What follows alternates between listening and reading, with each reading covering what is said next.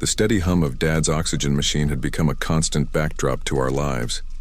I was washing dishes, glancing occasionally at the weather report on the small kitchen TV. The meteorologist was gesturing at a mass of angry red and purple on the radar, warning of an approaching severe thunderstorm. Dad was in his usual spot in the living room, dozing in his recliner. At 78, his emphysema had progressed to the point where he needed supplemental oxygen 24/7. I'd moved back home 6 months ago to help care for him, and we'd fallen into a comfortable routine. I dried my hands and walked over to check on him. His chest rose and fell steadily, the nasal cannula delivering a constant stream of oxygen. I adjusted his blanket and turned back to the kitchen, making a mental note to check the backup battery for his machine. We'd had a few brief power outages recently, but nothing major. The first rumble of thunder came as I was preparing dinner. It was distant, but it made me pause.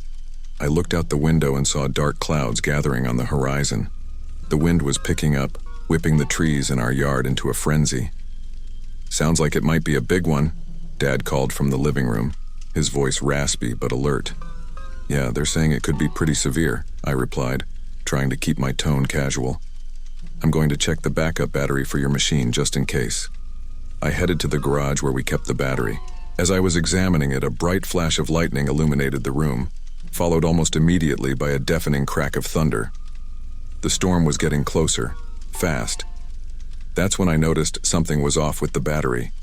The indicator light, which should have been a steady green, was flickering weakly. I felt a knot forming in my stomach. This wasn't good. I rushed back inside, just as another boom of thunder shook the house. Dad was sitting up in his chair, looking concerned. "Everything okay?" he asked, noticing my expression. Before I could answer, there was a brilliant flash of light and the power went out. The sudden silence was deafening. The TV, the refrigerator, and most alarmingly, Dad's oxygen machine all went quiet at once. "It's okay, Dad," I said, trying to keep my voice steady. "The battery will kick in any second." But it didn't. I waited, counting the seconds in my head, but the machine remained silent. The knot in my stomach tightened. I fumbled in the dark for my phone, using its flashlight to check the machine. Nothing. I tried unplugging it and plugging it back in, hoping it was just a temporary glitch. Still, nothing. "What's wrong?" Dad asked, his voice tighter now. I could hear a slight wheeze in his breathing already. "The backup battery isn't working," I admitted, trying to keep the panic out of my voice. "But it's okay. We'll figure something out." I quickly dialed 911, but the call wouldn't go through. The storm must have knocked out the cell towers. I tried again and again, each failed attempt ratcheting up my anxiety. Outside, the storm was raging. Rain lashed against the windows, driven by howling winds. Lightning flashed almost continuously, followed by thunderclaps that seemed to shake the very foundation of the house. Dad's breathing was becoming more labored. Without the steady flow of oxygen, he was struggling. I could see the fear in his eyes, mirroring my own. "We need to get you to the hospital," I said, grabbing his jacket and helping him put it on. "Can you make it to the car?" He nodded, but as he tried to stand, his legs buckled. I caught him, feeling how frail he'd become. Together, we slowly made our way to the front door. When I opened it, I was hit by a wall of wind and rain. Lightning illuminated the scene outside. It was chaos. Tree branches littered the yard, and I could see a large tree had fallen across our driveway, blocking us in. Undeterred, I helped Dad into the car. The rain soaked us both in seconds.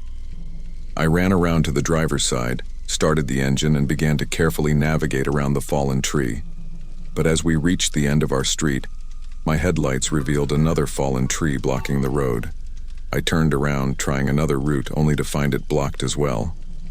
Every path out of our neighborhood was obstructed by debris or flooding. The realization hit me like a physical blow. We were trapped. I looked over at Dad, his breathing now a series of desperate gasps. We had no choice but to go back to the house. Getting him back inside was even harder than getting him out. By the time we made it to the living room, we were both soaked and exhausted.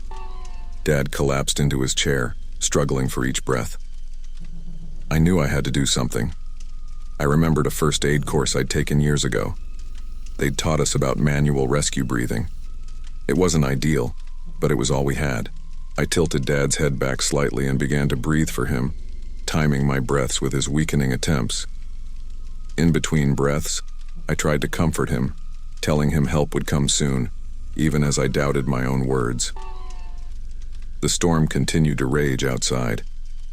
Every few minutes I'd pause in my efforts to try calling 911 again, but still no signal. The hours crawled by, marked only by flashes of lightning and the sound of the wind and rain. My arms ached, my back screamed in protest, but I didn't dare stop. Dad's life depended on me now. I watched his face, seeing the fear in his eyes slowly give way to a resigned calm. He tried to speak a few times, but I shushed him, telling him to save his strength. As the night wore on, I began to realize that help wasn't coming. Not in time. Dad seemed to know it too. He reached out and grasped my hand weakly, giving it a squeeze. His eyes met mine, and I saw a lifetime of love and gratitude in that gaze. And then, between one labored breath and the next, he was gone. I felt the exact moment it happened, the subtle change in his body, the stillness that settled over him. But I couldn't stop. I kept breathing for him, pushing air into lungs that no longer worked, refusing to accept what I knew in my heart to be true. I don't know how long I continued. It could have been minutes or hours. The storm had begun to die down, the thunder now a distant rumble. The first weak rays of dawn were just beginning to filter through the windows when I heard a knock at the door. It was the emergency services, finally able to reach us. They found me still trying to breathe life into my father, my clothes soaked with a mixture of rain and sweat, my voice hoarse from talking to him all night. They gently pulled me away, checked him over, and officially pronounced what I already knew. My dad was gone. As the reality of it hit me, I felt my legs give way. One of the paramedics caught me, guiding me to sit down. The next few hours passed in a blur. There were questions to answer, forms to fill out, decisions to make. But all I could think about was those long, terrifying hours in the dark, fighting a losing battle against time and nature. They tell me I did everything I could, that no one could have done more. But those words bring little comfort. In my mind, I'm still in that room, still breathing for my dad, still hoping for a miracle that never came. Hey there. Hope you're enjoying the video so far. If you do, please hit the like button and subscribe to the channel. It really helps the channel to grow and reach more people. And now.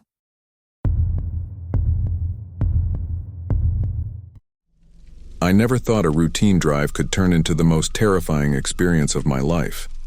It was just another Friday evening, and I was heading home after visiting my sister in the next state over.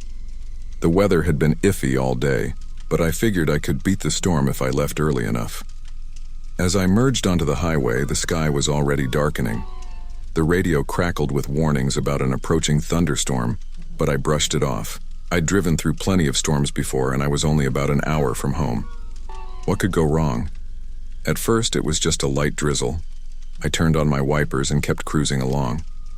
The traffic was steady but moving well. I remember thinking how nice it would be to get home, maybe order some takeout and relax for the weekend. But then, almost out of nowhere, the sky opened up. It was like someone had flipped a switch. One minute I could see fine, and the next it was like driving through a waterfall. I slowed down, gripping the steering wheel tightly as I squinted to see through the downpour. The other cars on the road became blurry shapes, their taillights smeared red streaks in the rain. I could barely make out the lane markings. My knuckles were white on the wheel as I tried to keep my car steady in the wind that had picked up. Lightning flashed in the distance and I started counting, like I used to do as a kid. 1 Mississippi, 2 Mississippi. The thunder rolled over us before I even got to 3. The storm was right on top of us. I thought about pulling over, but the shoulder looked narrow and slick. Plus, with the visibility so poor, I was worried about being rear-ended if I stopped. So I pressed on, my windshield wipers working overtime and still barely keeping up. That's when I saw it, a bolt of lightning so bright it left spots dancing in my vision. For a split second, the entire highway was illuminated like it was broad daylight, and in that moment, I saw the bolt strike the road, just yards ahead of my car. There was no time to react. The asphalt exploded like a bomb had gone off. Chunks of road and who knows what else flew through the air. I yanked the wheel instinctively, trying to avoid the debris, but it was too late. I felt my tires lose traction. The world outside my windshield became a blur as my car began to spin. I was aware of other vehicles around me, headlights swinging wildly in my peripheral vision. I thought for sure I was going to collide with someone. My hands were still locked on the steering wheel, but it might as well have been a toy for all the control I had. I remember yelling, maybe praying, as the car spun across the lanes. How many times did I rotate? It felt like forever, but it must have been only seconds. Finally, mercifully, the spinning stopped. My car had somehow ended up on the shoulder, facing the wrong way. For a moment, all I could hear was the sound of my own ragged breathing and the rain pounding on the roof. I sat there, stunned, trying to process what had just happened. That's when I noticed something wasn't right. There were flashes of light all around my car, but they weren't lightning. They were closer, more constant. With a sinking feeling in my stomach, I realized what I was seeing. Power lines. They must have come down in the storm, and now they were all around my car, some of them on the ground, others dangling dangerously close. I reached for my seatbelt, my first instinct to get out of the car and run. But then I remembered what they always told us in school. If you're in a car with downed power lines, stay put. The rubber tires could insulate me, but stepping out could be fatal. So there I was, trapped in my own car, surrounded by live wires. Every few seconds, one of them would spark, sending a shower of blue-white sparks across my windshield. The rain was still coming down in sheets, and I could hear the hiss and crackle of water hitting the electrified ground around me. I fumbled for my phone, thinking I could call for help. But of course, there was no signal. Whether it was the storm or the downed lines, I was cut off. I was alone, surrounded by danger, with no way to call for help. Hours passed, though it felt like days. I was afraid to move, afraid to touch anything metal in the car. What if the electricity somehow made it through? Every time I heard a car approaching, I held my breath, hoping they'd see me, hoping they'd stop and call for help. But in the darkness and the rain, I must have been nearly invisible. I tried honking my horn, flashing my lights, anything to draw attention. But the storm was so loud, and there were so few cars on the road now. Those that did pass were going slow, focused on their own treacherous journey through the storm. As the night wore on, my fear began to mix with exhaustion. I was fighting to stay awake, terrified that if I fell asleep, something would change and I'd be in even more danger. I talked to myself, sang songs, anything to stay alert. The rain eventually began to let up, but the danger remained. In the faint pre-dawn light, I could see the full extent of the situation. Power lines crisscrossed the area around my car like a deadly web. Some were still sparking occasionally, a reminder of the lethal current running through them. It wasn't until I saw flashing lights in my rearview mirror that I allowed myself to feel hope. Emergency vehicles were approaching, their sirens a welcome sound after hours of nothing but rain and thunder. I watched as firefighters and utility workers carefully made their way towards my car. They shouted instructions to me, "Stay in the car, don't touch anything metal, we're going to get you out." It took them over an hour to secure the area and cut the power before they finally gave me the all-clear to exit the vehicle. As I stepped out on shaky legs, the full impact of what I'd been through hit me. The highway was a mess of debris, emergency vehicles, and work crews, and there was my car, somehow unscratched in the middle of it all, surrounded by downed power lines. One of the firefighters told me how lucky I'd been. Apparently, several other accidents had occurred that night, some with far worse outcomes. The fact that I'd managed to avoid other cars during my spin across the highway, and then ended up in a spot where I knew to stay in the car. It was all a series of fortunate events in an incredibly unfortunate situation. As they led me to an ambulance to get checked out, I couldn't help but look back at my car, still sitting there in its island of safety amidst the chaos.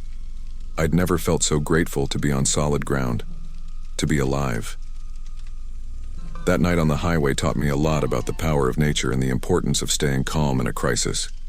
But mostly, it taught me never to underestimate a storm, and always, always respect the weather warnings.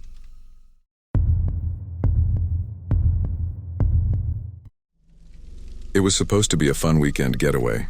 Just me and my two best friends, Paul and Judy, heading out to Pinewood National Forest for some camping. We'd been planning this trip for months, a chance to disconnect from our busy lives and reconnect with nature and each other.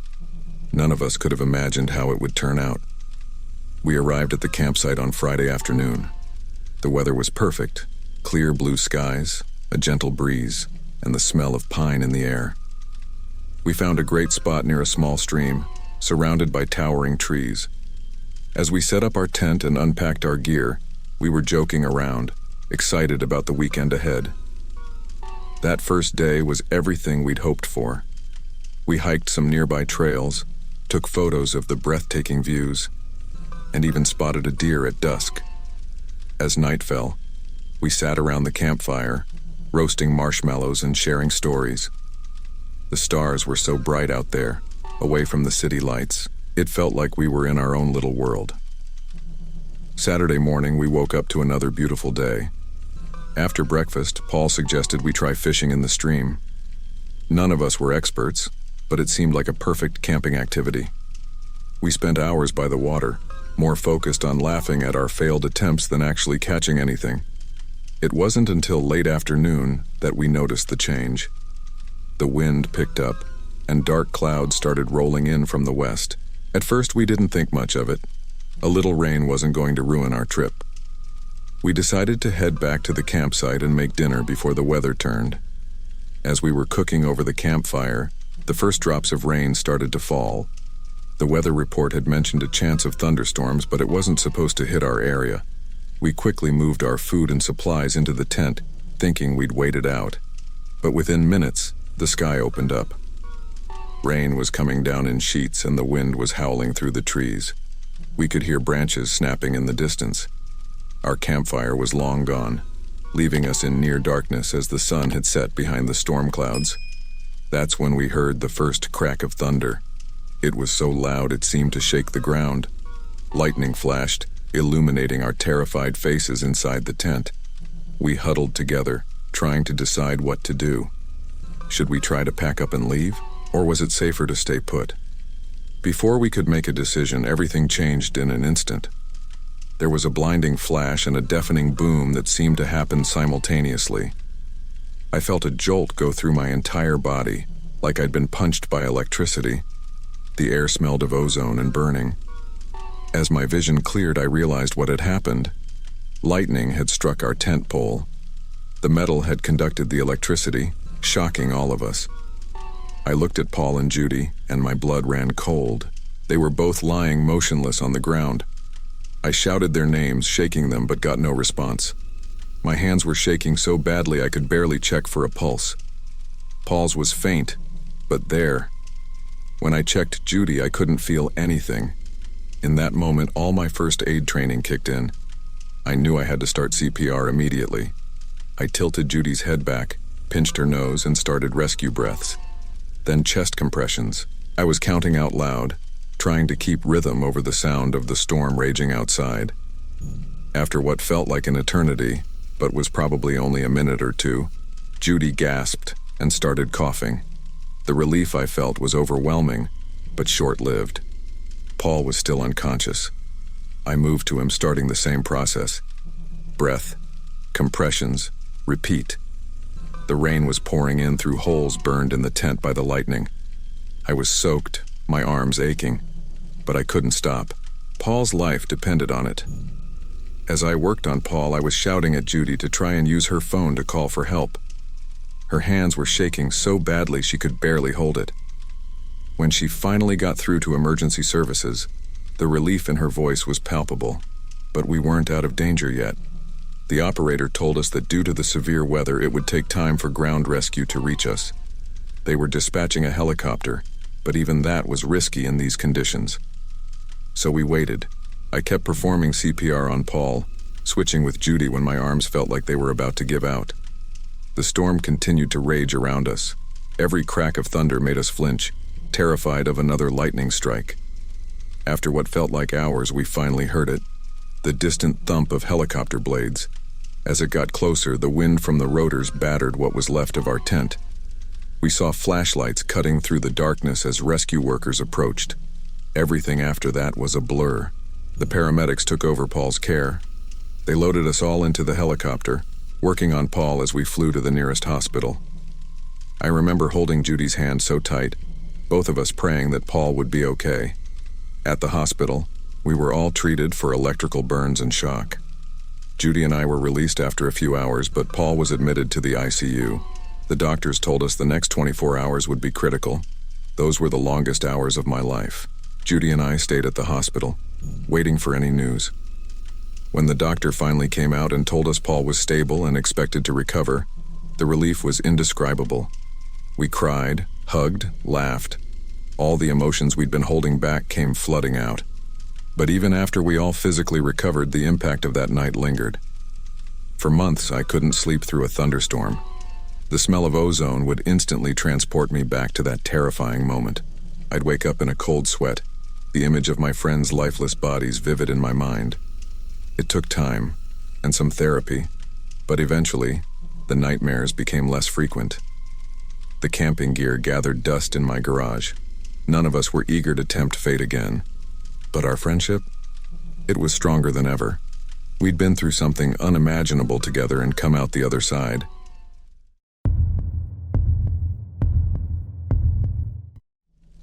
It was just another late night at the office.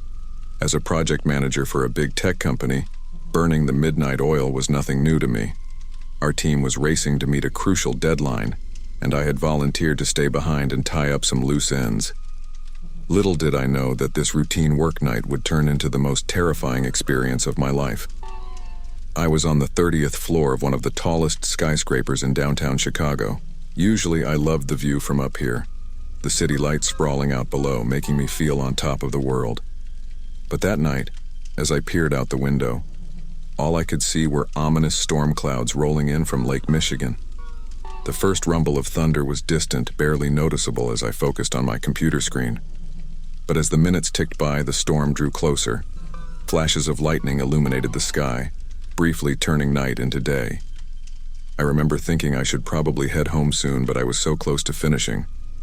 Just a few more minutes, I told myself. That's when it happened. A blinding flash filled the entire office, followed instantly by a deafening crack. The building seemed to shudder. For a moment, everything went dark. Then the emergency lights flickered on, bathing the office in an eerie glow. I sat there stunned, trying to process what had just happened. Had lightning struck the building? The lights on my computer were dead, the screen black. I reached for my desk phone. Nothing. Okay, don't panic, I thought. I'll just head downstairs and check with security. As I stepped into the hallway, I noticed something odd. There was a faint haze in the air and a smell I couldn't quite place. Burning plastic, maybe? I made my way to the elevators, pressed the call button. Nothing happened. I pressed it again, harder this time. Still nothing. That's when the first tendril of fear started to creep in. I pulled out my cell phone. No signal. The storm must be interfering, I reasoned. I'll take the stairs. But as I pushed open the door to the stairwell, I was hit by a wall of thick, acrid smoke. I slammed the door shut, coughing. My mind was racing. The lightning must have caused an electrical fire somewhere in the building, and I was trapped up here, 30 floors above the ground. I ran back to my office, closing the door behind me. Think, I told myself. There has to be a way out of this. I went to the window looking for a fire escape. There wasn't one. Of course not. This was a modern high-rise. The elevators and internal stairs were supposed to be our escape route. The smoke was starting to seep under the office door now. I grabbed a jacket from my chair and shoved it into the crack, trying to block it. Then I went back to the window, searching desperately for any sign of help. But the storm was still raging, sheets of rain obscuring my view of Michigan Avenue below. I tried my phone again. Still no signal. I held it up to the window, moving it around, praying for just one bar. Nothing. I was completely cut off. The reality of my situation was starting to sink in. I was trapped in a burning building with no way to call for help. The smoke was getting thicker, making my eyes water and my throat burn. How long before it filled the entire floor? How long could I last? I started searching the office frantically for anything that could help. I found a bottle of water in my desk drawer and a box of tissues. I soaked a wad of tissues and held it over my mouth and nose, trying to filter the smoke. Time seemed to stretch endlessly. Every minute felt like an hour. I kept going back to the window, searching for any sign of rescue. But the storm showed no signs of letting up, and the streets below remained empty. The smoke was getting worse. I could feel it in my lungs with every breath. My eyes were stinging, tears streaming down my face. I started to feel dizzy. Was this how it would end? Alone in my office, suffocating slowly while the city slept below, oblivious? I thought about my family, my friends. Would they know how scared I was in these final moments? Would they understand why I hadn't called for help? I found myself talking out loud, apologizing to them, saying goodbye. Just when I thought I couldn't take it anymore, I heard something. A faint sound, barely audible over the storm. Was I imagining it? I pressed my ear to the window. There it was again. A siren. I started banging on the glass, shouting, even though I knew they couldn't possibly hear me from down there. The next few minutes were a blur. Suddenly, there were flashlights in the hallway, voices shouting, a pounding on the office door. When it burst open, I saw the most beautiful sight of my life. Firefighters in full gear. They quickly assessed the situation and got to work. One of them placed an oxygen mask over my face while another started preparing for our exit. The fresh air felt like heaven in my burning lungs. The journey down those 30 floors was harrowing. The stairwell was filled with smoke, and we had to move carefully in the dim emergency lighting. Every step was a challenge. My legs felt like jelly, and I was still dizzy from the smoke. But the firefighters were patient and steady, guiding me down. When we finally burst out of the building's main entrance, the cool night air hit me like a wave. I gulped it down greedily, even as the paramedics rushed to check me over. The rain was still coming down, but I didn't care. I was alive. I was safe. As they loaded me into the ambulance, I caught a glimpse of the skyscraper. Smoke was billowing from several floors, and I could see flames flickering in some of the windows. The full scale of what I'd just escaped started to sink in. At Northwestern Memorial Hospital, they treated me for smoke inhalation and minor burns. The doctor said I was lucky. If the rescue had come just a bit later, things could have been much worse. As I lay there in the hospital bed, the events of the night kept replaying in my mind. I later learned that the lightning had indeed struck the building's antenna, causing a massive power surge that sparked fires in the electrical systems. The elevators had failed, trapping anyone still in the building. If it hadn't been for an alert security guard who noticed the smoke and called the fire department, who knows what might have happened. That night changed me. The next time I stood in front of that skyscraper on Wacker Drive, I couldn't help but look up at my office window and remember those terrifying hours when I thought it might become my tomb. I still work late sometimes. Old habits die hard. But now, I always check the weather forecast first, and I never ever take those emergency exit signs for granted.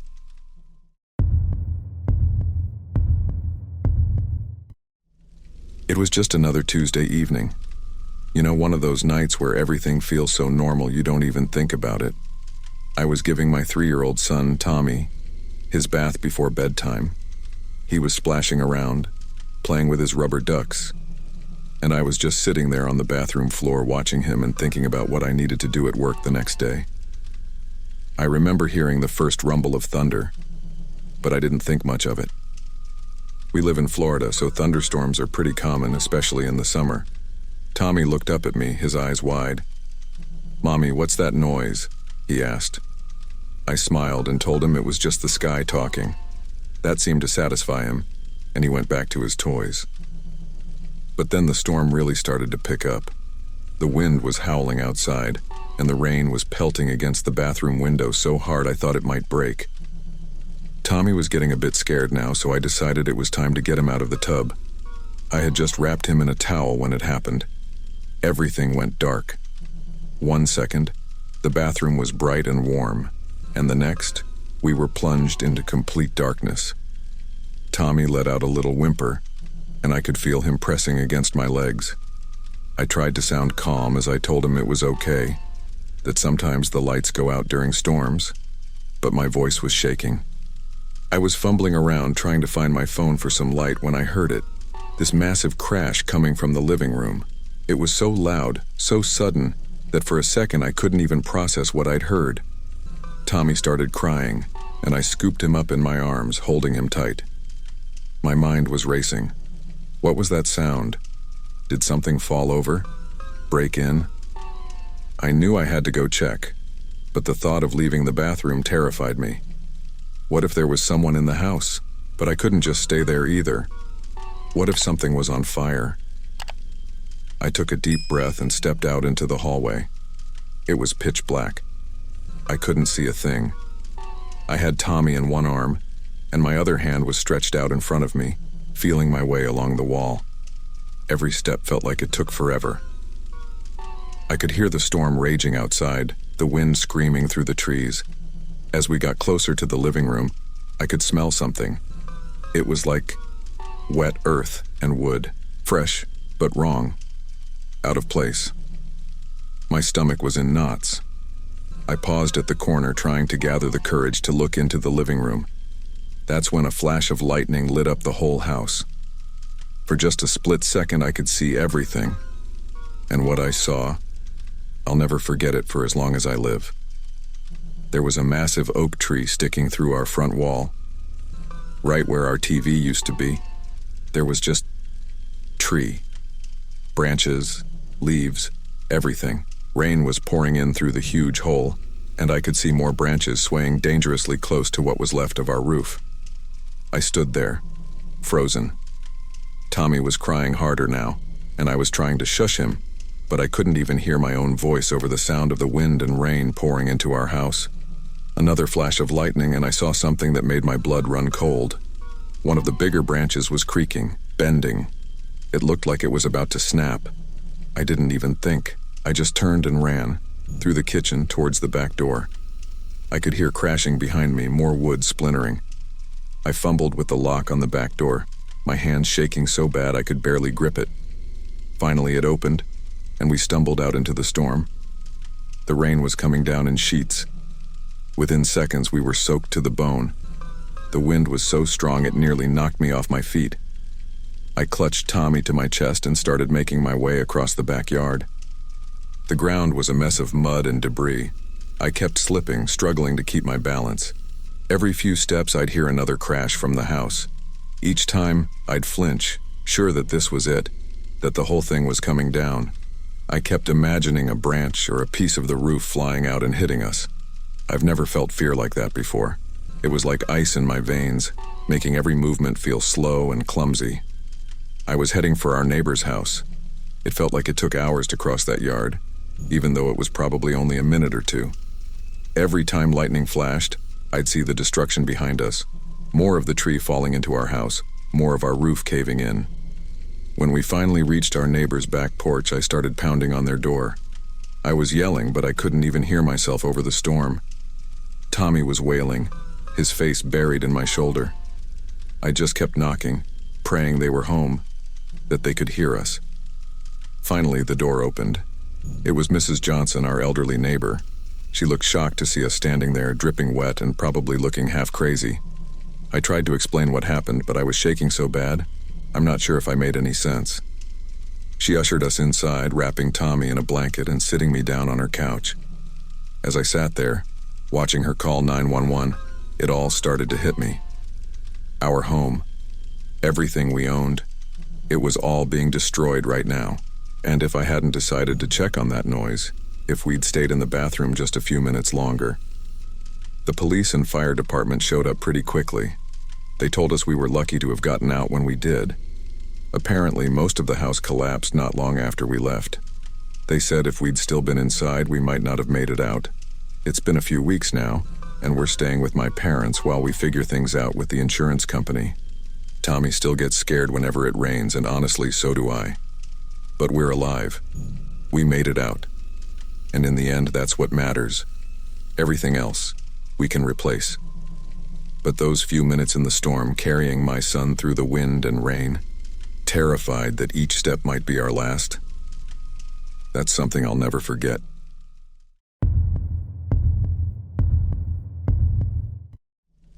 I was out for my usual morning jog in Oakwood Park. It was a cloudy Tuesday, just how I liked it. No sun beating down, just a cool breeze keeping me comfortable as I ran. The gravel crunched under my feet as I made my way around the park's winding paths. Other joggers, dog walkers, and a few elderly folks doing Tai Chi near the pond made up the familiar early morning crowd. About halfway through my run, the wind picked up. The trees started swaying more vigorously, their leaves rustling loudly. I glanced up at the sky and saw the clouds had turned an ominous dark gray, almost black in some spots. They were moving fast, way faster than usual. I picked up my pace, thinking I could finish my run before the rain hit. But within minutes, the sky opened up. It wasn't a gentle rain. It was like someone had turned on a giant shower head above the park. The drops were big and heavy, soaking through my clothes instantly. The other people in the park scattered, running for cover. I looked around, trying to decide what to do. The nearest shelter was a small gazebo about a quarter-mile away. I started running towards it, my shoes now squelching with every step on the muddy ground. That's when I heard it, a crack so loud it felt like it split the air around me. A flash of light filled my vision, momentarily blinding me. As my eyes readjusted, I saw a bolt of lightning strike the large metal statue in the center of the park, not 50 feet from where I stood.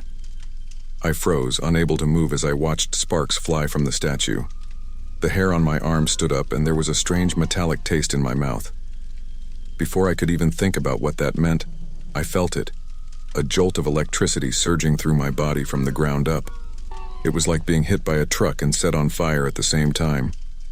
Every muscle in my body contracted at once. I couldn't breathe, couldn't think. The world around me disappeared in a haze of pain and bright light. The next thing I knew, I was on the ground. The mud was cool against my face, a stark contrast to the burning sensation coursing through my body.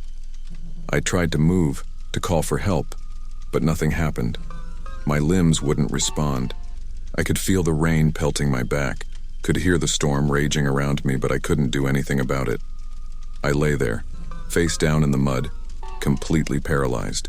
The thunder boomed overhead, each crack making me flinch internally, though my body remained still. Lightning flashed again and again, illuminating the park in brief, terrifying bursts. Each time I was sure another bolt would strike me directly. Water began to pool around me, slowly creeping up to my nose and mouth. I struggled to turn my head, to keep my face above the growing puddle, but my muscles wouldn't cooperate. The taste of mud and rainwater filled my mouth as I gasped for air. Time seemed to stretch on forever. I couldn't tell if I'd been lying there for minutes or hours. The rain kept falling, the wind howling through the trees.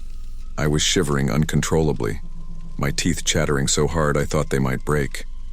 Gradually, I began to regain some feeling in my extremities. It started with a tingling sensation in my fingertips, then spread slowly up my arms. I managed to twitch my fingers, then my hand.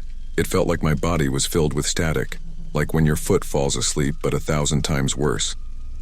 With enormous effort, I managed to roll onto my back.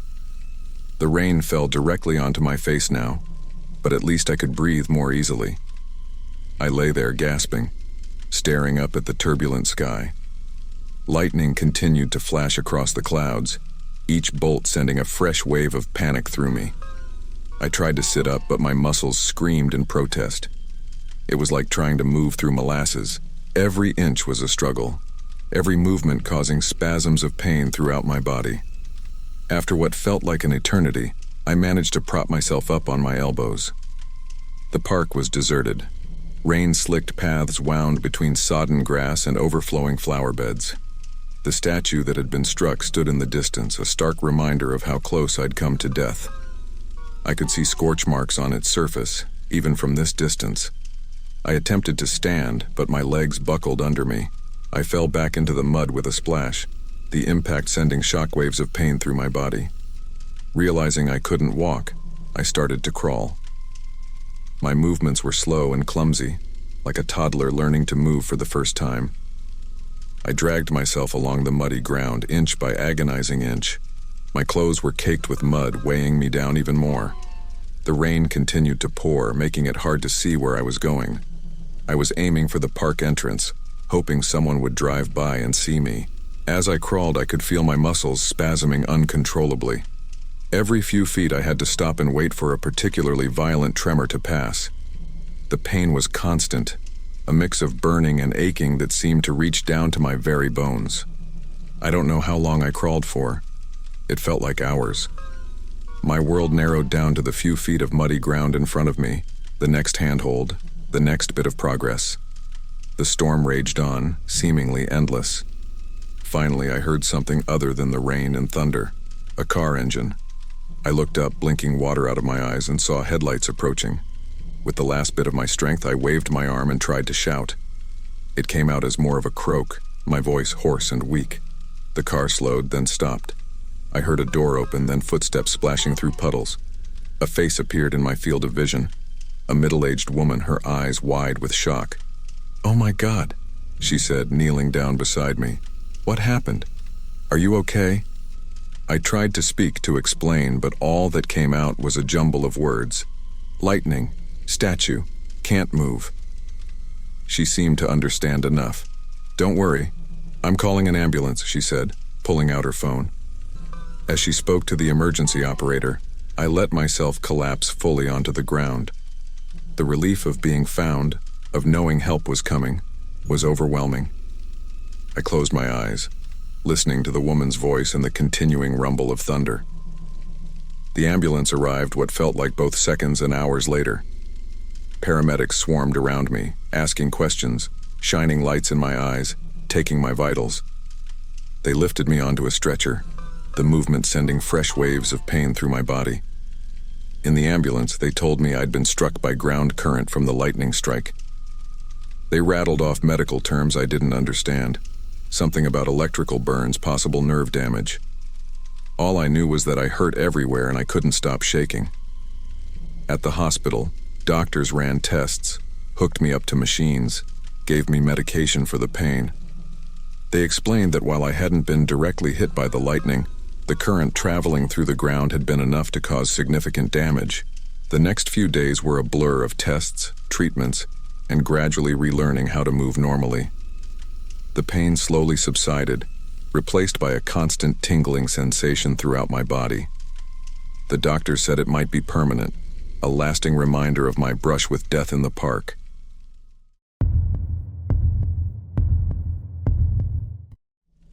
The sun was beating down on the crowded public pool as I settled into my lifeguard chair for another summer day. Kids were splashing around, parents lounged on deck chairs, and the air was filled with the sounds of laughter and the smell of sunscreen. It was my third summer working here, and I'd fallen into a comfortable routine of scanning the water, making sure everyone was safe and following the rules. Around mid-afternoon, I noticed the sky starting to change. Dark clouds were rolling in from the west, and a cool breeze picked up, offering a brief respite from the heat. At first, I didn't think much of it. Summer storms were common, and usually they passed quickly. I kept my eyes on the pool, occasionally glancing at the darkening horizon. As the wind grew stronger, I saw a few parents looking up at the sky with concern. Some started packing up their things, preparing to leave. I stood up in my chair, taking a better look at the approaching storm. The clouds were moving fast, much faster than usual, and they looked angry, dark and swollen with rain. That's when I heard the first distant rumble of thunder. It was faint, but unmistakable. My training kicked in immediately. We had strict protocols for thunderstorms. Everyone out of the pool, no exceptions. I grabbed my whistle and blew 3 sharp blasts, our signal for immediate evacuation. "Everyone out of the pool!" I shouted, my voice carrying over the sudden quieting of the crowd. "We have an approaching thunderstorm. Please exit the water calmly and quickly." At first, people moved slowly, reluctantly. Some kids whined, not wanting to end their fun. But as another, louder clap of thunder sounded, the urgency became clear. Parents started calling their children, grabbing towels and bags. I climbed down from my chair, moving around the pool's edge to make sure everyone was getting out. That's when the wind really picked up. It went from a strong breeze to a powerful gust in seconds. I watched in disbelief as pool noodles and inflatable toys were lifted out of the water, flying through the air. Umbrellas from the nearby tables started to topple, their metal poles clanging against the concrete. "Move away from the umbrellas," I yelled, trying to be heard over the rising wind and the increasing panic of the crowd. People were running now, grabbing their belongings and heading for the exit. But in the chaos, things were going wrong. A large beach umbrella ripped from its stand by the wind sailed through the air and landed in the deep end of the pool. To my horror, I saw a young boy, no more than 10, get tangled in its fabric as it fell. Without thinking, I dove in. The water was choppy from the wind, making it hard to see. I swam towards the struggling boy, my eyes stinging from the chlorine. As I reached him, I could hear the panic in his gasping breaths. I grabbed the umbrella, trying to untangle him, but it was wrapped tightly around his legs. "It's okay, I've got you," I said, trying to keep my voice calm even as my heart raced. I managed to free one of his legs, then the other. As soon as he was loose, I wrapped my arm around his chest and started swimming back to the edge of the pool. Just as we reached the side, a blinding flash lit up the sky, followed almost immediately by a deafening crack of thunder. The storm was right on top of us now. Rain started to pour down in sheets, making it hard to see more than a few feet ahead. I lifted the boy out of the pool and turned to scan the water again. To my dismay, I saw more debris being blown into the pool, lounge chairs, more umbrellas, even a small tent that someone had set up. And there were still people in the water, struggling against the wind and the objects being thrown around them. I dove back in without hesitation. The rain was pelting the surface of the pool, creating a disorienting roar underwater. I swam towards a group of 3 people, 2 adults and a child, who were trying to make their way to the edge but kept getting pushed back by the wind. As I reached them, another flash of lightning illuminated everything. For a split second, I could see the fear on their faces, mirroring my own terror of being in the water during an electrical storm. But there was no time to dwell on that fear. I had a job to do. "Grab onto me!" I shouted over the howling wind. The child latched onto my back, and I used my free arm to help guide the adults towards the pool's edge. The wind was so strong now that it felt like swimming against a current.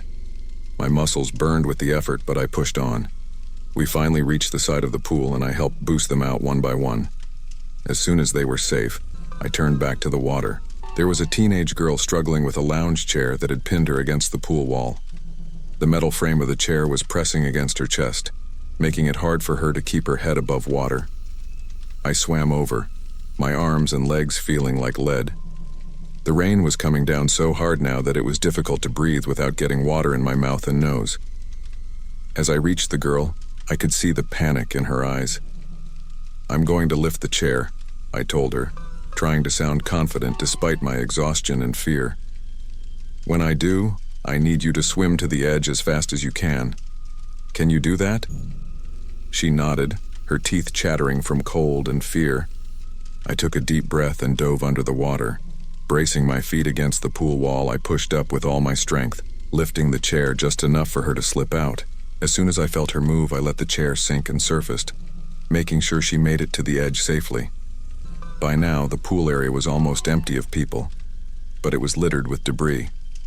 The rain was coming down in torrents, and the wind was howling so loudly it was hard to hear anything else.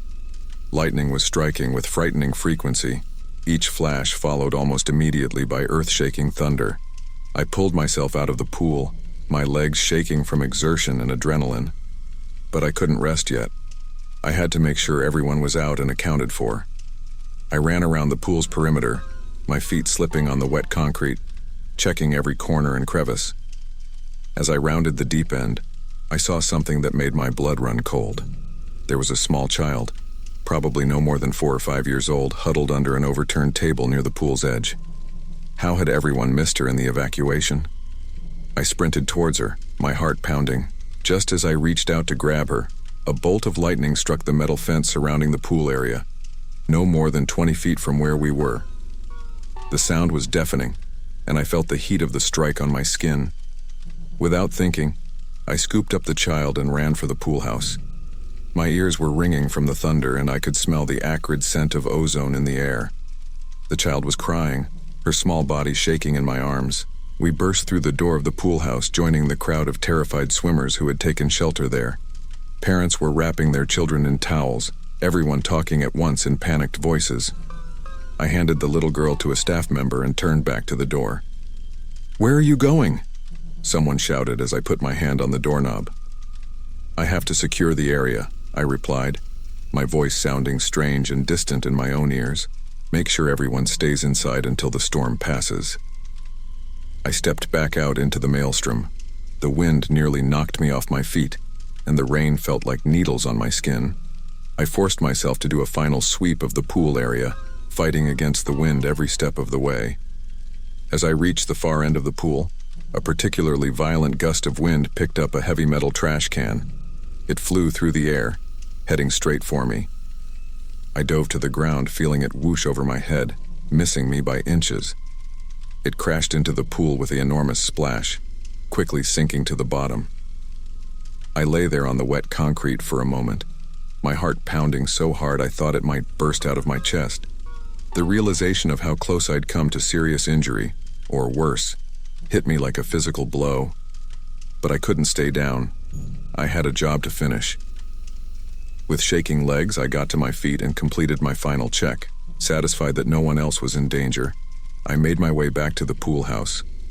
As I reached for the door, one last bolt of lightning struck nearby, illuminating the devastation around the pool. Chairs, umbrellas, and all manner of debris floated in the once clear water. It looked like a war zone.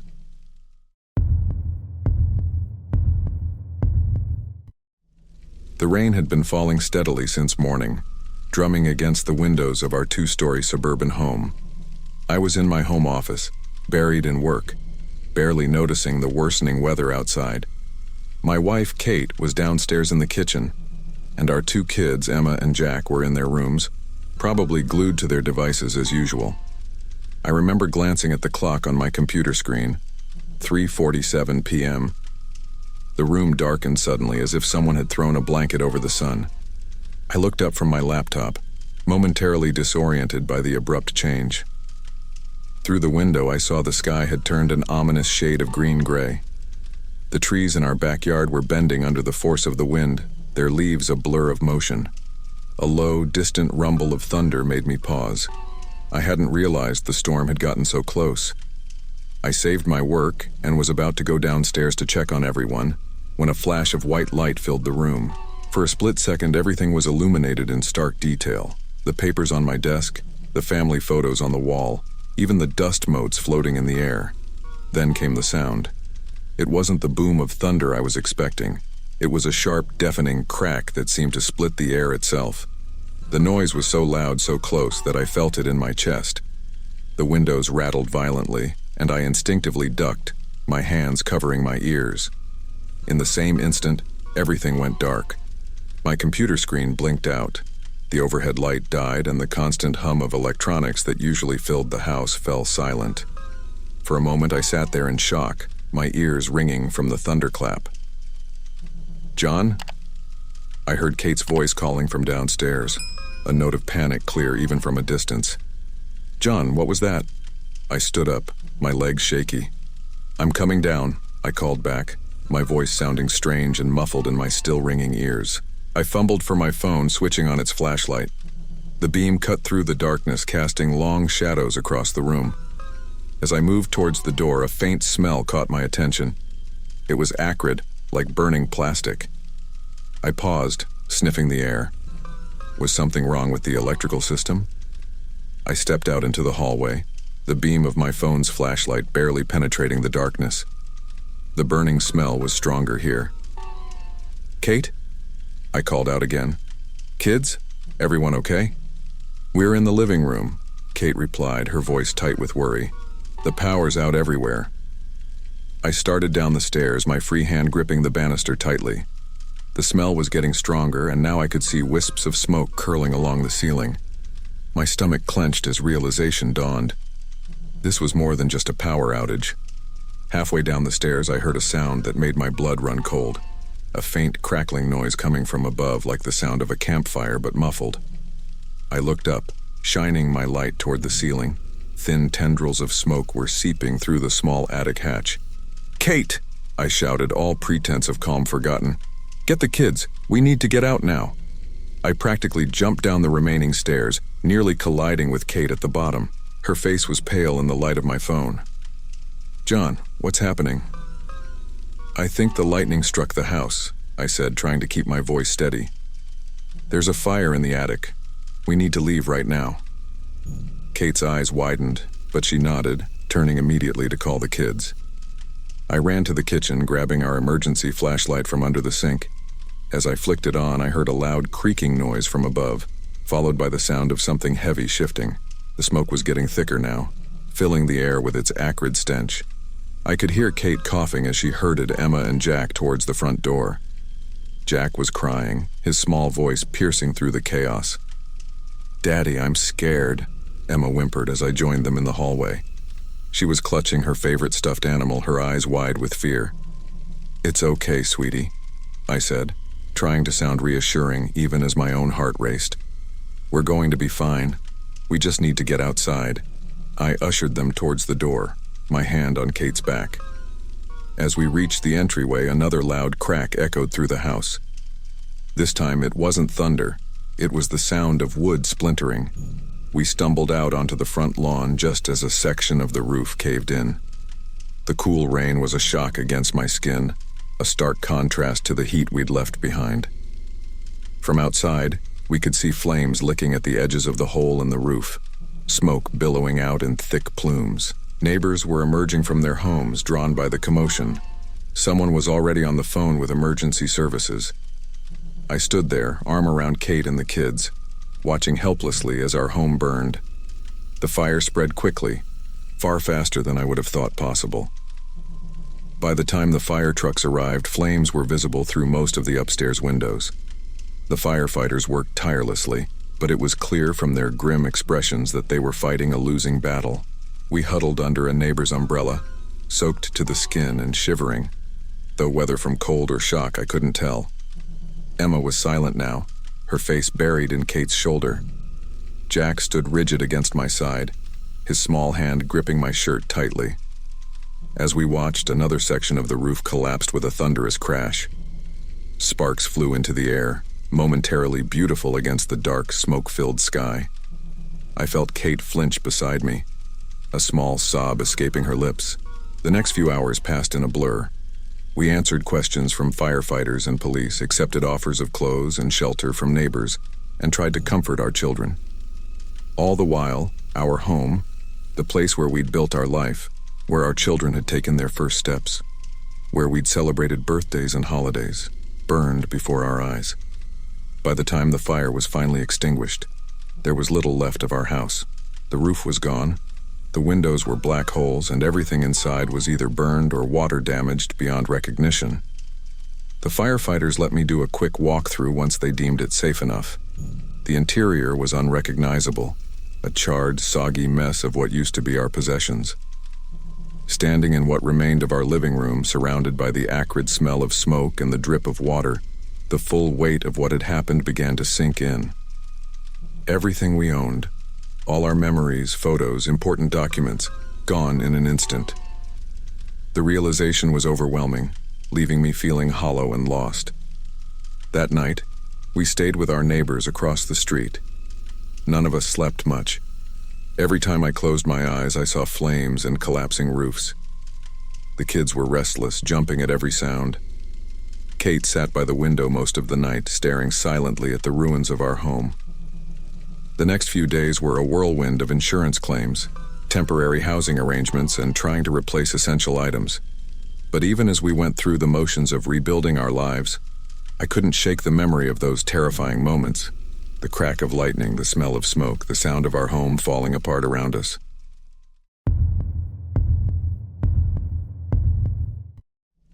The rain was coming down hard that night. I was driving my wife Michelle to the hospital. She was 9 months pregnant and her contractions had started. We were on this rural road trying to take a shortcut.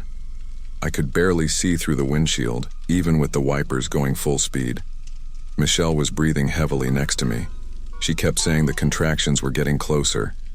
I was trying to stay calm, but I was really worried. We were still pretty far from the hospital. Suddenly, there was this loud noise from the engine. The car started slowing down. I tried to keep it going, but it just died right there on the side of the road. I tried to start it again, but nothing happened. We were stuck. I checked my phone, hoping to call for help, but there was no signal. We were in the middle of nowhere with no way to contact anyone. Michelle was in pain, and I could see she was scared. I was scared too, but I tried not to show it. I knew I had to go find help.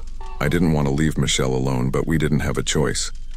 I grabbed a flashlight from the glove compartment and told Michelle I'd be back as soon as I could. She nodded, trying to be brave. When I stepped out of the car, the wind and rain hit me hard. It was like walking into a wall of water. My clothes were soaked in seconds.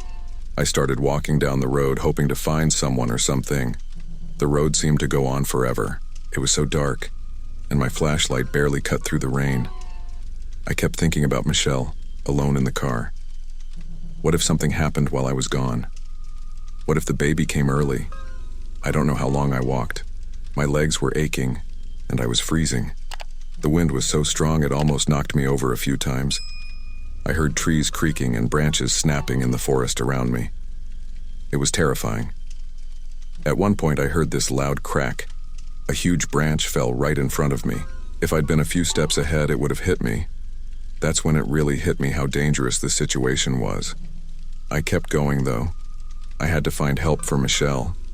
I was soaked to the bone, shivering, but I couldn't stop. Every minute felt like an hour. Just when I thought I couldn't go any further, I saw headlights in the distance. I started waving my arms like crazy, praying they'd see me. The car slowed down and stopped. This middle-aged guy rolled down his window and asked if I was okay. I told him about Michelle, how she was in labor and our car had broken down. Without hesitating, he told me to get in. I was so relieved I could have cried. We drove back to where I'd left Michelle. The whole way I was imagining all sorts of terrible things that could have happened. When we finally got there, I jumped out of the car before it even stopped completely. Michelle was still in the car, but she was in a lot of pain. The contractions were really close together now. We didn't have time to get to the hospital. The baby was coming now. The next few minutes were a blur. We got Michelle into the back of the stranger's car because it was drier. The guy, Mike, was on the phone with 911, but I knew we couldn't wait for an ambulance. I've never been so scared in my life. There I was, about to deliver my own child in the back of a stranger's car, in the middle of a storm. Michelle was in so much pain and I felt so helpless. But then, suddenly, the baby was there.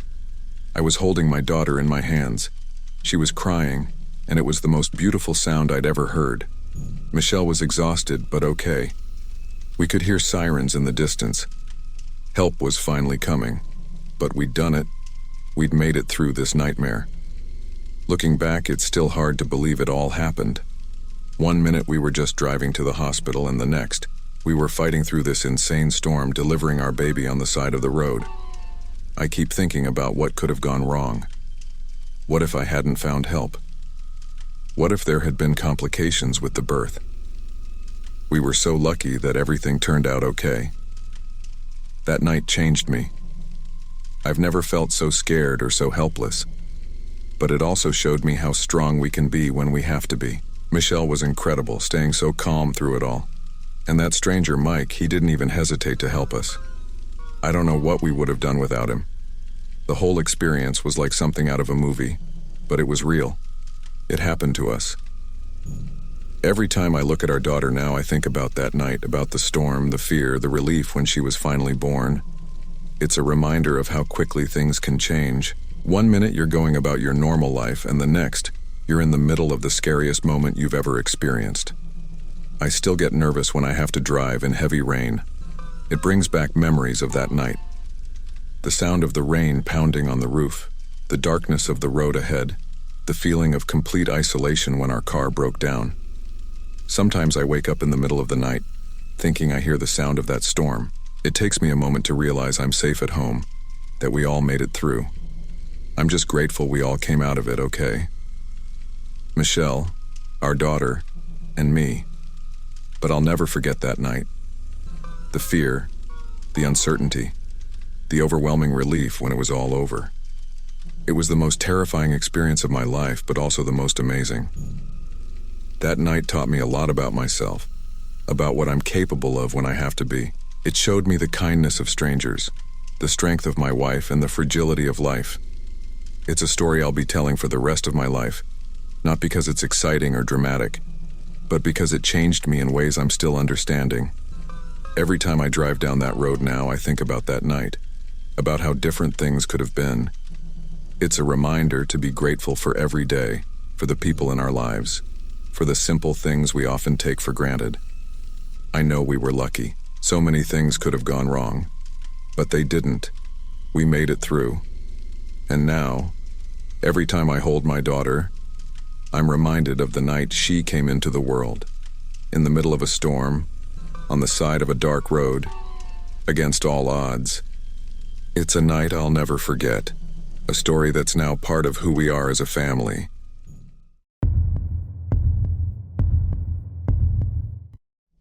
The sky was getting darker by the minute. I'd been working on this construction site for months, and we were so close to finishing. Our foreman, Frank, kept pushing us to keep going, even though the weather forecast was looking pretty bad. I was up on the 5th floor laying down some electrical wiring when I felt the first strong gust of wind. It nearly knocked me off balance. I looked over at Dave, who was working nearby, and I could see the concern on his face. "Maybe we should call it a day," I shouted over the wind. Dave nodded, but before we could do anything, Frank's voice crackled over our radios. "All right, guys, let's wrap it up for now. Get to the 2nd floor of the east wing. It's the most stable part of the building." We started making our way down. The wind was getting stronger, and I could hear thunder in the distance. As we reached the 3rd floor, the rain started. It wasn't just rain. It was like someone had turned on a giant fire hose in the sky. By the time we got to the 2nd floor, we were soaked. There were about 15 of us huddled there, including Frank. The building wasn't finished yet, so there were still gaps in the walls where windows would go. The wind was howling through these openings, and rain was coming in sideways. Frank was on his phone, trying to get an update on the storm. His face was tense, and I could tell he was regretting the decision to keep us working for so long. Suddenly, there was a loud creaking noise. It was so loud that it cut through the sound of the wind and rain. We all looked at each other, trying to figure out where it was coming from. That's when I saw it. Through one of the wall openings, I could see our tower crane. It was swaying in the wind, much more than it should have been. The creaking got louder, and then I saw something that made my blood run cold. The base of the crane was starting to tilt. "The crane!" I yelled, pointing. Everyone turned to look. For a second, nobody moved. We were all frozen, watching as this massive piece of machinery started to topple. It felt like slow motion. The crane was falling towards our building. I could see the exact spot where it was going to hit, just a few feet from where we were standing. I don't know what made me move. Maybe it was instinct, maybe it was adrenaline. But I lunged forward, pushing Dave and another guy, Tom, as hard as I could. They stumbled backward, just as the crane smashed through the floor above us. There was a deafening crash, and then everything went dark. I felt a sharp pain in my leg, and then the weight of something heavy pressing down on me. When the dust settled a bit, I realized I was pinned under a chunk of concrete. I could hear groaning and coughing around me. Someone was calling out names, trying to figure out if everyone was okay. I tried to move, but the pain in my leg was intense. I was stuck. "I'm here," I called out. "I'm pinned down. Can't move." I heard shuffling, and then Frank's voice close by. "Hold on, we're gonna get you out." But it wasn't going to be that easy. The storm was still raging outside, and parts of the building were creaking ominously. Every few minutes, we'd hear another crash, As something else fell, I was lying on my back, able to see out of one of the wall openings. The sky was almost black now, and the rain was coming down so hard that it looked like solid sheets of water. Lightning flashed constantly, illuminating the chaos around us. Frank and a couple of others were trying to lift the concrete off me, but it was too heavy. Every time they tried, pain shot through my leg. I was starting to feel lightheaded, and I realized I was probably losing blood. "We need to get help," I heard someone say. But how? The storm was too intense for anyone to leave the building safely. And even if they could, how would emergency services get to us in this weather? Time seemed to blur. I drifted in and out of consciousness. Sometimes I'd wake up to the sound of someone calling my name, checking if I was still awake. Other times it was the boom of thunder that jolted me back to awareness. The worst part was the waiting. Lying there, unable to move, not knowing if the rest of the building was going to come down on top of us. Every creak, every groan of the structure sent a new wave of fear through me. At one point, I heard a loud crack from above. Dust and small pieces of debris rained down on us. I thought this was it. The whole place was going to collapse. But it held. Barely. I don't know how long we were there. Hours, probably. The storm seemed endless. But eventually the wind started to die down. The rain lessened from a torrent to a steady drizzle. That's when we heard it, sirens in the distance. Someone had managed to call for help. I felt a surge of relief, but I knew we weren't out of danger yet. It took the rescue team a while to reach us. They had to clear debris and make sure the structure was stable enough for them to enter. When they finally got to me, I was barely conscious. They worked carefully to lift the concrete off my leg. The pain when they moved it was excruciating, but I was just glad to be free. As they were strapping me to a backboard, I got my first good look at the damage. The crane had punched a hole through 3 floors of the building. Debris was everywhere. It was a miracle more of us weren't seriously hurt or killed. As they carried me out, I saw the full extent of the storm's damage. Trees were down all over the place. Power lines were scattered across the roads. It looked like a war zone. They loaded me into an ambulance. As the doors closed, I caught one last glimpse of the construction site, the place where I'd nearly lost my life. The half-finished building stood there, battered but not beaten, much like those of us who had survived this nightmare.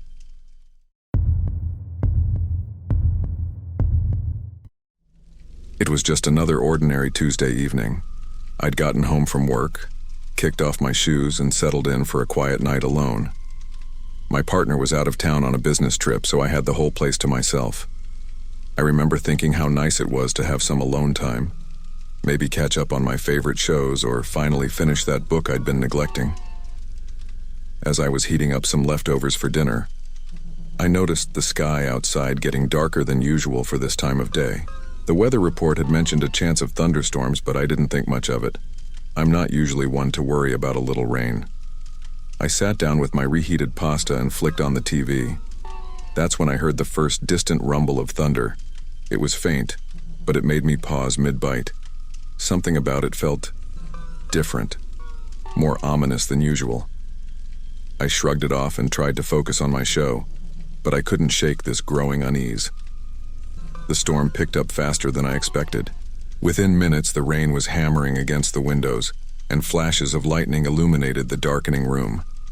I got up to close the curtains, and that's when I saw it. This massive ancient oak tree in our backyard swaying violently in the wind.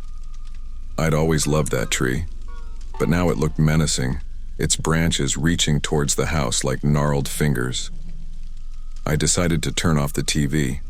The reception was getting spotty anyway, and that's when the true intensity of the storm hit me. Without the background noise, I could hear every gust of wind, every crack of thunder. It was like the storm was alive, angry, and focused entirely on my house. I tried calling my partner just to hear a familiar voice, but the call wouldn't go through. That's when I realized my phone showed no signal. Great, I thought. The storm must be interfering with the cell towers. I told myself it was fine, that I was being silly for feeling so anxious. But then the lights flickered once, twice, and went out completely. In an instant, I was plunged into darkness. The sudden absence of all electronic hums made the storm sound even louder. I fumbled around for my phone, using its faint light to navigate to the kitchen where I knew we kept some candles. My hands were shaking so much I could barely light the match. Just as I got the first candle lit, there was a blinding flash and a deafening crack that seemed to split the air itself. The entire house shook and I dropped to the floor, covering my head. For a moment, all I could hear was a high-pitched ringing in my ears. As my hearing cleared, I became aware of a new sound, a creaking, splintering noise coming from upstairs. My bedroom. I knew I should investigate, but my legs wouldn't move. I sat there, frozen, listening to the sounds of destruction above me. Suddenly, there was an almighty crash. The noise was so loud, so final, that I knew something terrible had happened. Gathering every ounce of courage, I grabbed my candle and slowly made my way upstairs. The closer I got to my bedroom, the more debris I had to step over. Bits of plaster, splinters of wood. When I reached my bedroom door, I hesitated. The sound of rain was louder here, unnaturally so. Taking a deep breath, I pushed the door open. The sight that greeted me was like something out of a nightmare. A massive branch from the oak tree had smashed through my bedroom window, bringing with it a torrent of rain and leaves. My bed, the very place I would have been sleeping if this had happened just a few hours later, was crushed under the weight of the branch. I stood there, unable to move, as rain soaked into the carpet around my feet. The realization of how close I'd come to being seriously hurt or worse washed over me. I wanted nothing more than to run, to get out of the house, but the storm outside was still raging. I was trapped. I retreated downstairs, my mind racing. What if the rest of the tree came down? What if the house couldn't take the strain? I had no way to call for help, no way to know when the storm would end. The next few hours were the longest of my life. I huddled in the living room, as far from windows as I could get, jumping at every crack of thunder, every groan of the house. The candle burned lower and lower, and I found myself rationing its light, terrified of being left in complete darkness. As the night wore on, exhaustion began to set in, but I fought against sleep. Every time my eyes started to close, I'd jerk awake, convinced I'd heard another crash. The storm seemed endless, an eternity of howling wind and lashing rain. It wasn't until I saw the first faint light of dawn through the windows that I allowed myself to relax, just a little. The storm had finally begun to subside, reduced to a gentle patter of rain. As sunlight slowly filled the room, I could see the extent of the damage. Fallen pictures, water damage on the walls, leaves and small branches scattered across the floor. When I finally managed to get through to emergency services, they told me how lucky I'd been. Apparently, several houses in the neighborhood had been hit by falling trees. The fact that I'd been awake, that I hadn't been in my bedroom when the branch came through, it was all luck.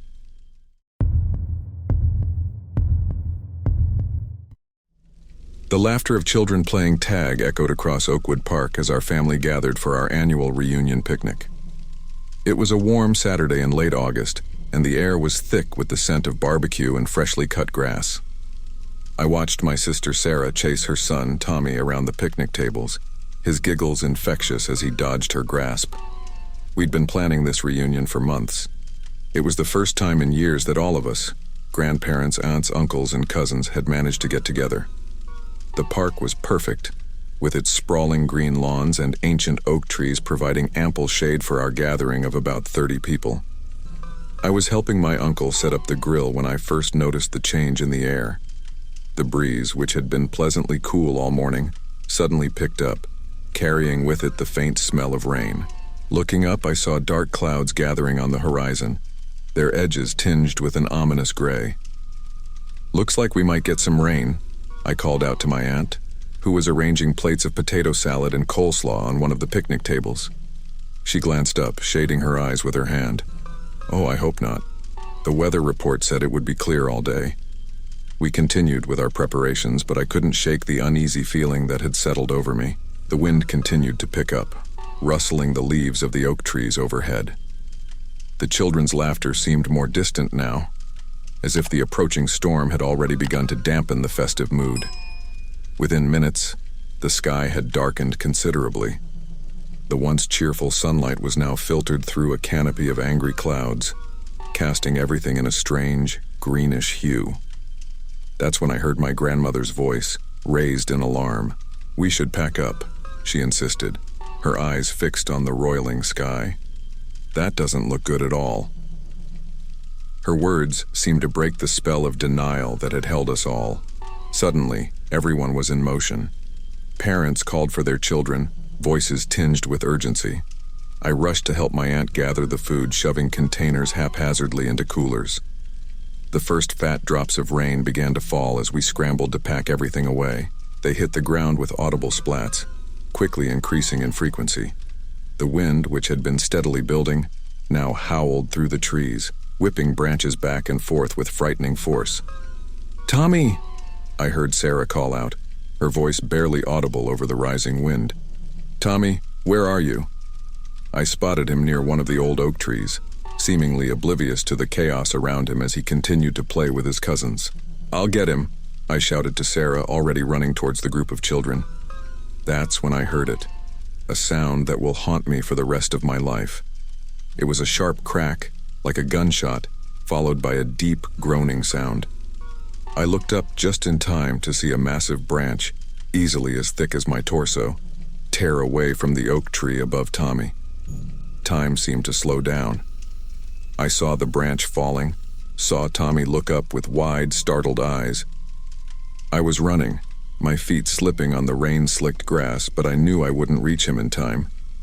The sound of the impact was sickening, a dull thud, followed by Tommy's cry of pain and surprise. The branch had caught him on the side of his head and shoulder, knocking him to the ground where he lay motionless. I reached him seconds later, my heart pounding so hard I could feel it in my throat. Tommy was conscious, but his eyes were unfocused, and blood was already streaming from a gash on his forehead. "Don't move him," someone shouted. I think it was my uncle. "He might have a neck injury." I knelt beside Tommy, rain pelting my back, trying to assess the situation. His left arm was bent at an unnatural angle, and the side of his face was already swelling. But it was his eyes that terrified me the most. They kept rolling back in his head, and he seemed unable to focus on my face. "Tommy, can you hear me?" I asked, trying to keep my voice calm even as panic threatened to overwhelm me. "You're going to be okay, buddy. Just try to stay still." Sarah arrived moments later, her face pale with shock. "Oh God, Tommy," she cried, dropping to her knees beside us. "We need to call an ambulance," I said, fumbling for my phone with shaking hands. But when I tried to dial, I realized with growing horror that there was no signal. The storm must have knocked out the cell towers. "No signal," I shouted to the others who had gathered around us. "Does anyone have a signal?" The responses were all negative. We were cut off with an injured child in the middle of a worsening storm. "We need to move him," my uncle said, his voice steady despite the fear in his eyes. "That tree isn't safe and we need to get him out of the rain." Carefully, so carefully, we lifted Tommy. He whimpered in pain and I felt sick at the thought that we might be causing more damage. We carried him to the nearby picnic shelter, laying him gently on one of the wooden tables. The rain was coming down in sheets now, driven sideways by the howling wind. Lightning flashed overhead, followed almost immediately by deafening thunder. Through it all, I tried to focus on Tommy, using the basic first aid training I'd received years ago. "Tommy, can you squeeze my hand?" I asked, gently taking his right hand in mine. His grip was weak, but it was there. "Good job, buddy. You're doing great." Sarah sat by his head, stroking his hair and murmuring words of comfort. I could see the terror in her eyes, mirroring my own feelings of helplessness. Time seemed to stretch endlessly. Every few minutes, someone would try their phone again, hoping for a signal. The storm showed no signs of letting up, and Tommy's condition wasn't improving. His responses were becoming more sluggish, and the swelling on his face was getting worse. "We need to keep him awake," I said, remembering something about concussions from a first aid class. "Tommy, can you tell me what your favorite superhero is?" Spider-Man, he mumbled, his words slurred. "That's right. "Spider-Man is awesome," I said, forcing enthusiasm into my voice. "What's your favorite thing about Spider-Man?" We kept this up, asking him simple questions, trying to keep him engaged. But it was getting harder. Tommy's answers were becoming less coherent, and there were moments when his eyes would close and it would take several seconds of calling his name before he'd respond. The waiting was excruciating. Every minute felt like an hour, every hour an eternity. The storm continued to rage around us, trees bending dangerously in the wind, debris flying through the air.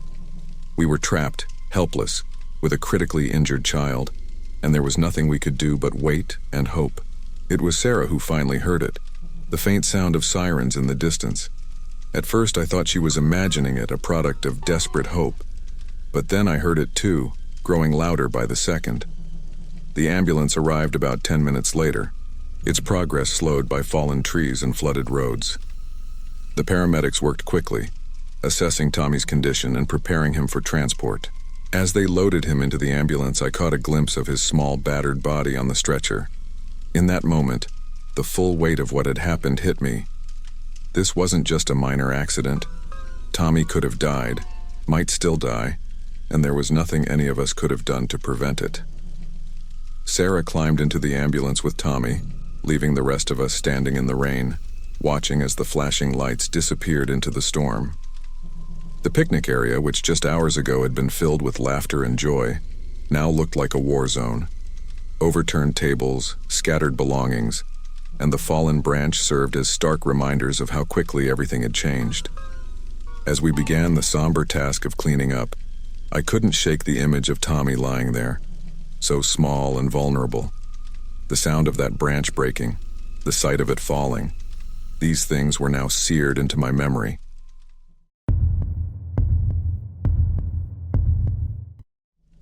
The wind was picking up outside as I settled in for a quiet evening at home. My husband was away on a business trip and I had the house to myself. I'd just finished dinner and was looking forward to catching up on some reading when I heard the first rumble of thunder in the distance.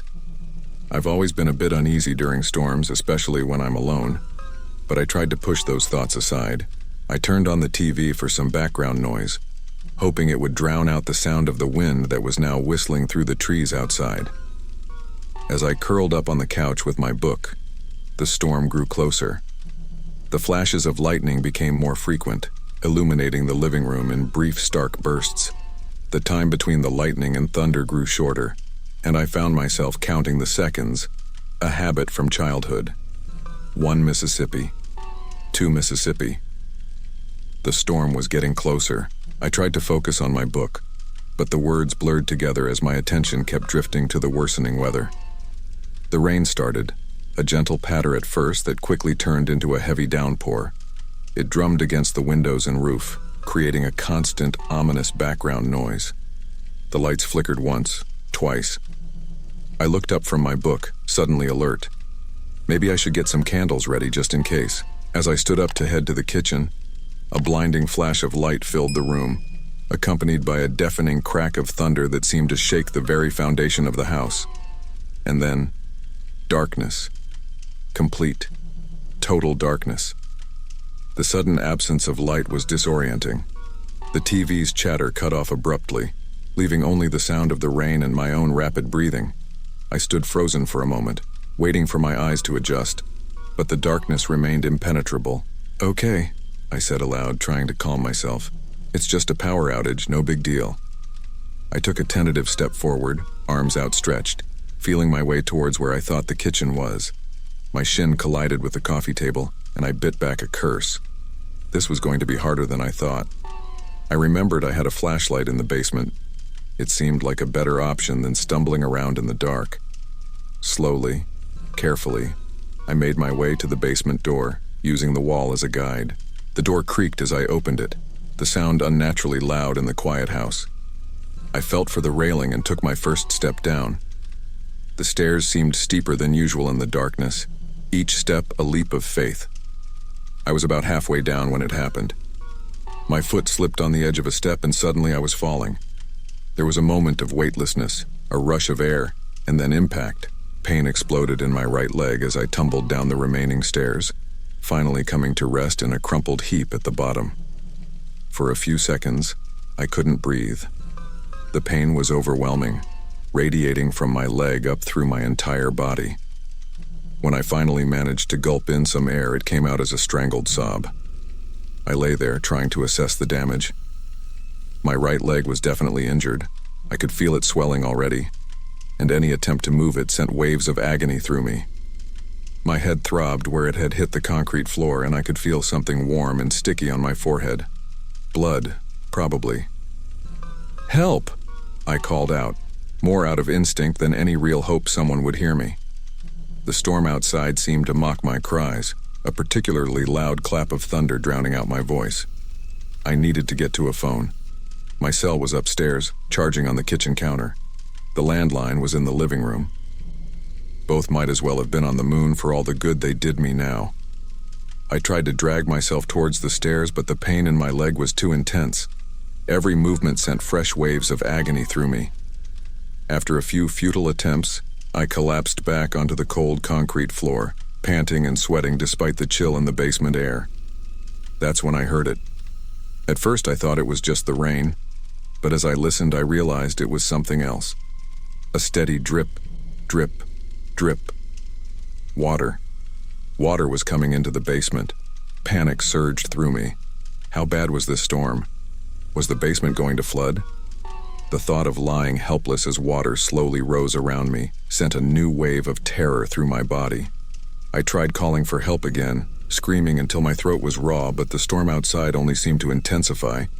As if determined to drown out my cries, lightning flashed continuously, briefly illuminating the basement through the small window near the ceiling, creating a strobe-like effect that was more disorienting than helpful.